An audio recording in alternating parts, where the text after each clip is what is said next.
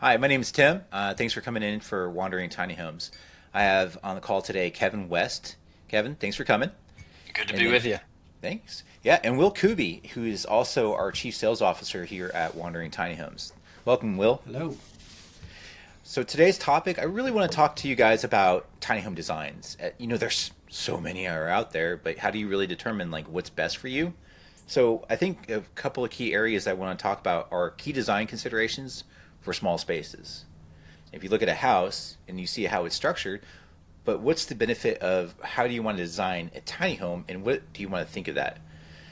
Now, Kevin, I know you did a lot with building out designs for us here at Wandering Tiny Homes. Thank you. We love them. We think they're great and we're getting a lot of Thank you. attention on them. So, what are some key areas that you are looking for when you build and design tiny homes?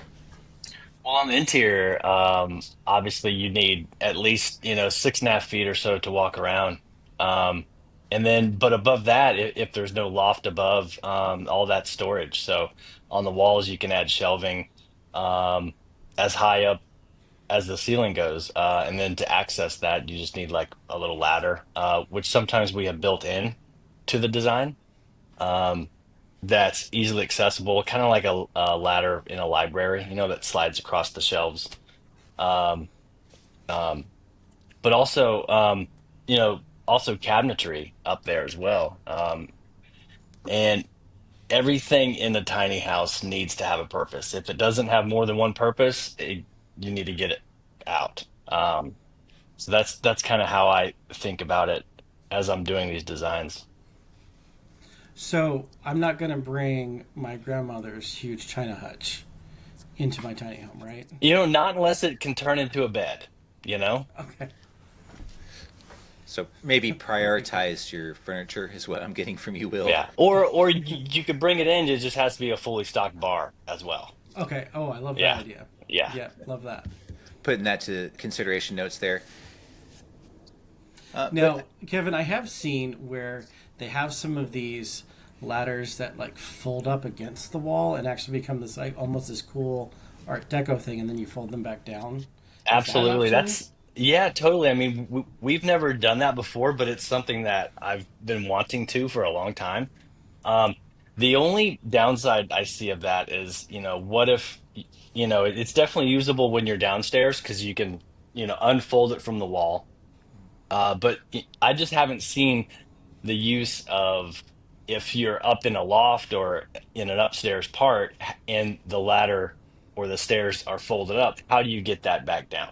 I'm sure there's a way to do it. We just haven't, done that yet. But it's certainly an interesting concept and they're really cool. It's almost like an art piece as well. Yeah. there's no ninja Well, training, is what I'm getting from you. Put your hands upon or the zip rails line. and try to roll A out. zip line, I mean, you could do a pole, like a fireman's pole Yeah. too. So, that'd be But fun. those are key designs to think about, right? So if we think about when you have a furniture coming in, maybe multi-purpose, like a sofa that then converts into a bed, or if you have a chair or a table that you want to use, have it to collapse into the wall. Yeah. Even for us, that if you work from home and have it to where your desk folds back into the walls, then this allows more retail space within your tiny home that you're looking for. So those are some key designs that I like to think about. But I also like to think like, how do you maximize your storage inside of a tiny home? Um, you know, if look at the stuff that I have here, I do have a lot of things that are important to me that are behind me, and I will never let them go. But how do I utilize that storage? And Kevin, I know you had that with your prior companies that you worked with on other tiny homes. What is the design thoughts for you about when you're trying to maximize the storage inside of a tiny home? Yeah, I mean, one thing is, take for instance, like your sleeping area. In a typical home, your mattress has box springs, right? Mm, Which the box springs have no other purpose except for the support of the mattress. So yeah, yeah. we try to eliminate that and use that space for storage instead. So instead of the box springs, we use a slat system, which is very common. But another great space too that is never utilized is the toe kick on all the cabinetry. It's only 4 inches tall, but there's a lot of things that could be used in there, could be put in there. And you just make it more of like a drawer instead of just useless space, you know? So just doing that in a regular, 4 or 5 cabinet kitchen, you're adding, several square feet of storage that is never utilized. True. I also think that, if you think when you talked about your box spring having to where your bed can lift up and then you have all that storage underneath your bed that you can put for whatever linens or even for food, whatever that you feel that you need to have inside of that storage area. And then even considering like flexibility and adaptability, as your storage needs to evolve. But I also really like to think of this is that you're maximizing your storage based upon this an area of a tiny home, but also prevents me from buying those things I don't need or the duplications. It helps me stay within more of like a minimalist, and I'm not having like 5 different shades of coffee mugs. Right. Yeah. Now, Kevin, with using some of that space, do you think that there is ever a concern that it's almost gets to be sensory overload when you use every square inch of the space and someone walks in and like, holy crud, that's a lot. Even though yes, we're trying to minimize or use the minimal amount of space that we have, but having some of that free space, is there an advantage to maybe not using all of it as versus as to using all of it?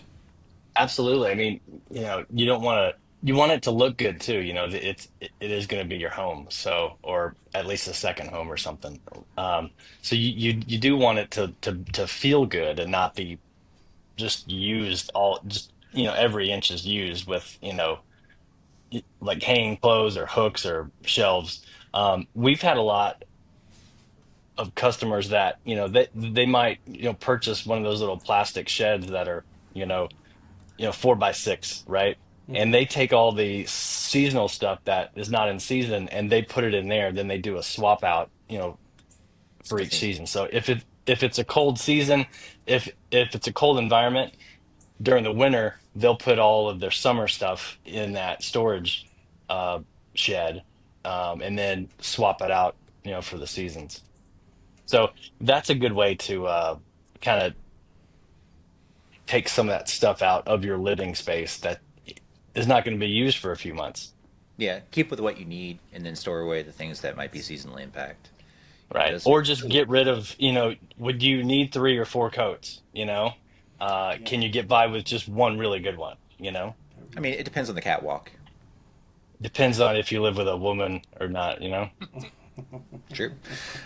All right. As my dad he just giggled on that one.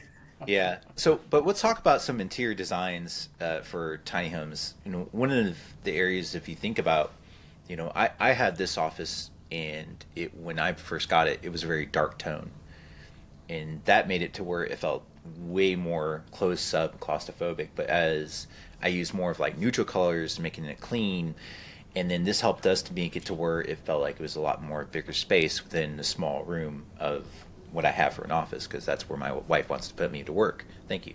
Within the designs that we have, if we look at like the interior, I'm looking for like clean lines, neutral colors, and clutter-free spaces. But that's also why, why do you have to have storage? So you make sure you have things that look nice. But if you look at the interior, making it more cozy, like personal vibe and vibrant colors and patterns, those are really cool. I like the decor that kind of makes that more of like space appealing. But I feel like as I talk about decor, I like mirrors. I feel like putting mirrors inside your tiny home, it does help make that more of an illusion that there is more space, and especially with more whiter tones that as you see in my background and as I see in your guys' background. What are your thoughts about those interior design colors, or do you think maybe a color has an impact within how do you feel based upon the sizing? It certainly has like a huge impact. The mirrors is a great way to make the space feel larger. It will refract light from windows, make it look like it's another window, perhaps. But in terms of the color, we would, typically paint ours like the alabaster white, which is kind of a creamy white. However, we would also do a few accent walls. Like not a few. We would pick one, maybe like the like an end of the home that is an accent wall, whether that be wallpaper, a different color, something totally different. Like the rules of design is you want to, follow that same scheme, but break one of those rules. So doing that accent wall sort of breaks up that and also breaks the rule of all the walls are the same. True. But that, I feel like that kind of falls back into another area where we talk about layout and how you go from comfort and functional. Within considerize the area. Like I have a kitchen, I have a bathroom, and then I have a sleeping spaces. These are easily accessible for me and by flow. So as I look at my designs and how that's going to be, and then also what is that going to be. So if I'm looking at this by, if I'm having the designs that helps me feel like it's more of an open space, I feel then that also makes a better flow. If I look at the kitchen, the bathroom, and also the spaces for accessibility, I feel like because of that interior design, it definitely makes things feel a lot more open, but also compartmentizes to where if I have my kitchen, I do want to make sure I have everything more functional laid out for me. And I know we're talking about like the interior colors, but now let's talk about a little bit more function. And how does that also create more comfort for me too? So specifically creating zones helps also designate like, what's going to be more leisure based, the couch, wherever that's going to be, I'm going to have a couch. And then also for my dining areas, and then overlapping based upon the different functionality of your flow of your home. I think that's also part of if we look at designs and then we think about comfort and then also functionality. How does those three pyramids really come together? I know this is kind of an interesting inquiry. I took a lot of those interior classes and I didn't do great. I did an F on it, but I still tried. So, but I want to kind of put that for the thought process. So if we think of that three pyramids, the interior and also the comfort and functionality, what do you guys think about that as you think about a tiny home? I think it's important to have that separation, though, it sort of comes down to the customer or the person that is in that space. For instance, like, me personally, I wouldn't want the washing machine to wash my clothes inside the kitchen space. I'd try to move that into the bathroom space. Right. And, someone might say, I don't need a sink in the bathroom. I'll brush my teeth in the kitchen. So there could be some overlap depending on who you're building it for. Mm-hmm. But it's much easier in a house that's over, 1,500 square feet because you have that space for all those zones. But in the tiny house, you have to make those concessions sometimes. If there's not room in the bathroom for a sink, you might have to use the sink that's in the kitchen for that. Um, but we certainly tried to design these around those zones, but sometimes it's not possible to do all of that. It's a wish list. We try to accommodate all of that, but sometimes it's just not possible. What are your thoughts about that, Will? You know, y in the end, you have to do, you have to set it up how you need to. I mean, you've only got so much space. Um, and though it's nice to have di- different things, different spaces set aside for different things, but I think in the end, just like any home, if you're buying, if you're buying a traditional home, you're probably not going to have everything that you want, but making sure that it meets all of your needs and then as many of your wants as you can possibly get at. True. That Yep. falls back into like multi-purpose spaces in a tiny home. That's what we are talking about earlier, which is the storage. Why do you want to have a Mm-hmm. Murphy bed where it raises up to provide the storage, and then what's designated for that storage as well, and then the storage underneath your stairs, and then also the closets, and then if you have to think about each container, and then how does that provide? And I do think of containers as zones, so I'll make sure we emphasize that going forward for each zone on the purpose of it.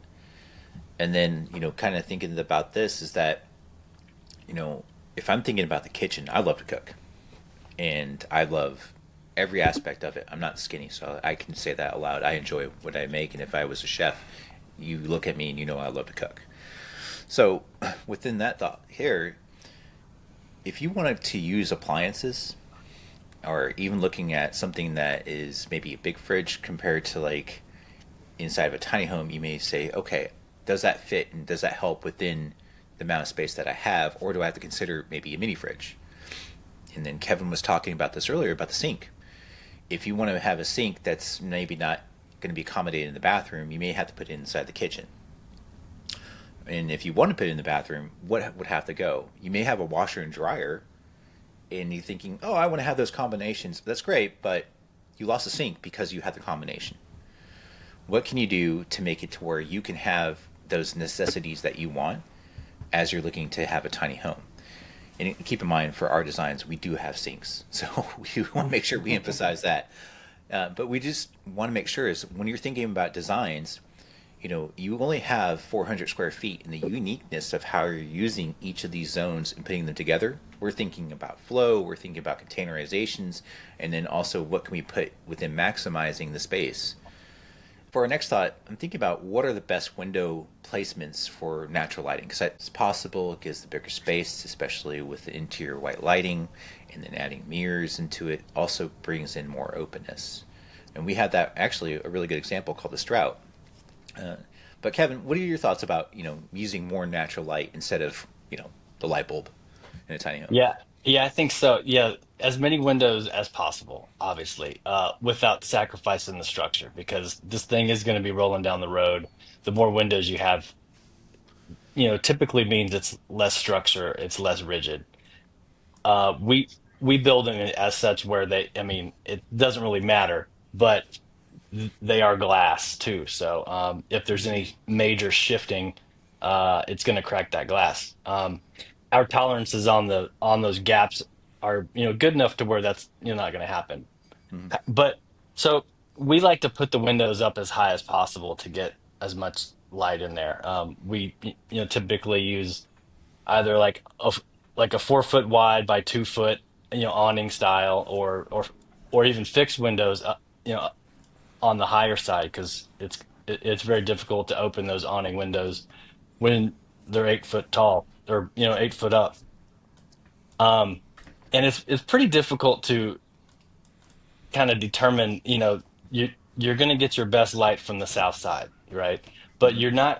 you never really know how the customer is going to really orientate their house to the south, to the north, whatever. So the more windows on all sides is great. I like to design to have windows on every single side, just for a safety thing too, Um, Yeah. you always want to, be able to look out in every direction, uh, from inside. Yeah, so just to add on to that, though, I think that's really important is that any of the natural lighting that you have coming in is that we also wanted to do a multi-purpose within these windows. Is that no matter what area or zone that you're in within your tiny home, you have the immediate way to exit out because you don't know what emergency situation that might occur that you have to leave. This is a good way for making sure that anybody has the ability to get out.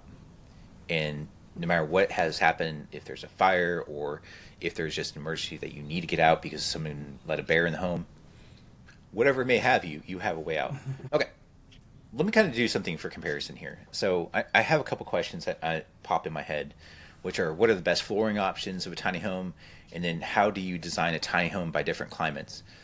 There's a lot of tiny homes that are out there, and I go to Amazon to purchase a lot of cool things all the time, coffee mugs, stuff back there. But I also looked up on tiny homes too, and one of the inquiries is saying, how does this tiny home that can be pulled out and then it's collapsed, folded out, and then be able to provide like the climate and also have the flooring options to meet where if you're up in the northern area like Minnesota or down in Mexico. And if I looked at them, those insulations they don't really exist. You have very thin walls, and so whatever is going to happen in that climate, you're going to be impacted by that climate. Because if you don't have the appropriate insulation, especially if you're up north, we have a certain R rating that have to meet, and then also down south to prevent like the humidity and moisture coming in. Those do cause damages to your tiny home. So think about when you're buying a tiny home. Kevin, what is your thoughts about like if we have insulation we do here for wandering tiny homes, we do a lot of spray foam. That was encouraged by you, and thank you, by your perspectives. What's the difference between, these Amazon thin layer walls versus the tiny homes that have the appropriate insulation? Well, we use like the closed cell foam, which not only makes it waterproof, sort of prevents mold and mildew because moisture can't be stuck in it like the open cell does, or like even the fiberglass bat um, style. Yeah. But another point on the insulate on the foam is it makes it a lot more rigid as well. It makes the tiny home very rigid as you're rolling down the house, and well insulated. I wouldn't quite say it's soundproof, but it certainly helps on the exterior sounds, all the environment that's outside. But No to frogs. the frogs and birds, and the woodpeckers, those things are Oh horrible. god, the woodpeckers, But yes. to your flooring, question or statement, we use the vinyl flooring mostly, but you did bring up, I, did you say bamboo as well? I did not, but we can say it. Okay, yeah, so bamboo's a good one too. It's probably the only wood I would even consider as flooring, just because of it's the least that's going to expand and contract because just how of the larger fibers. The larger fibers means there's less of them, Yep. so it's not going to expand and contract as much. Plus, it's very eco-friendly, usually pretty cheap as well for a really nice thickness So let to me it. put that in layman terms. So expand and contract, that really is applied to what is the season. And by warm season, things are going to expand. And in cold season, they are going to contract. Right. So it's like a breathing effect for your home. So please consider those as you look at materials of how what is going to be built for your home. And then how could that also impact your longevity? Well, a big impact on that is how you condition that space too. How good is your HVAC in that tiny house where you might not see a huge difference all year round as long as you keep the interior about the same, so as long as you do that, it really doesn't matter what sort of material you use if you know that you're going to be living in this. Some of the things that we get asked for are, larger cabinets, larger furniture, things like that. Not the best idea in a tiny home, especially when you're trying to maximize 400 square feet. Remember you want things to be functional and look good all at the same time. So finding things that do that and can really make that space your home as well is should be your top priority when you are looking at what we're putting and what you're asking for in a tiny home. Yeah, like skip the big armchair that weighs 4 feet 400 wide, tons. four Yeah. feet deep. That's unless that's a priority for you. If that's what you want, if that's one of the things, then sure, but you're gonna have to sacrifice something else as well. And also, I mean, you sleep and maybe cook in this tiny house. You have the entire outside to do everything else. So if you want a big chair outside, you know, take it outside. Make a big deck on the side of it and have that as an outdoor living space. Nice. That's definitely, a lot to consider when doing tiny homes. Don't just think about the interior, think about also the exterior too. But we're at time, guys, and I just want to say thank you, Kevin and Will, for coming on today, and I appreciate your guys' definitely thoughts about what to consider when designing a tiny home.